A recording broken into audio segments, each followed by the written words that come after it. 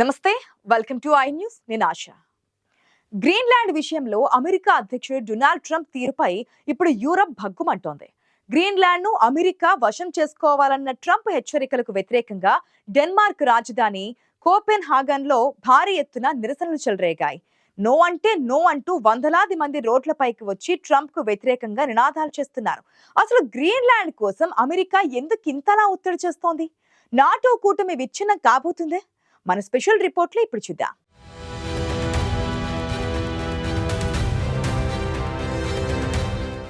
అంతర్జాతీయ రాజకీయాల్లో ఇప్పుడు గ్రీన్లాండ్ ఒక బిగ్ హాట్ టాపిక్ గా మారింది. గ్రీన్లాండ్ ను అమెరికాలో భాగం చేయాలని, అవసరమైతే బలవంతంగానైనా దక్కించుకుంటామని ట్రంప్ చేసిన వ్యాఖ్యలు ఇప్పుడు డెన్మార్క్ లో అగ్గిరాజేస్తాయి. కోపెన్ హాగన్ సిటీ హాల్ ముందు వందలాది మంది ప్రజలు గుమ్మగూడి ట్రంప్ అగ్రెసివ్ స్టాన్స్ ను తీవ్రంగా ఖండిస్తున్నారు. గ్రీన్లాండ్ జెండాలు పట్టుకుని గ్రీన్లాండ్ ఇక్కడ ప్రజలది, అది అమ్మకానికి లేదు అంటూ నిరసనకారులు నినదిస్తున్నారు. నిజానికి గత 2 వారాలుగా ట్రంప్ అడ్మినిస్ట్రేషన్ యూరోపియన్ యూనియన్ మధ్య ఒక పెద్ద యుద్ధమే జరుగుతోంది. వెనిజులాలో నికోలస్ మదురోను పట్టుకున్న తర్వాత ఇప్పుడు అమెరికా జాతీయ భద్రత కోసం గ్రీన్లాండ్ ను స్వాధీనం చేసుకోవడం చాలా అవసరమని ట్రంప్ వాదిస్తున్నారు. అయితే దీనికి డెన్మార్క్ తో పాటు France president Macron, Germany chancellor Merz, UK ప్రధాని కియర్ స్టార్మర్ గట్టిగా కౌంటర్ ఇచ్చారు.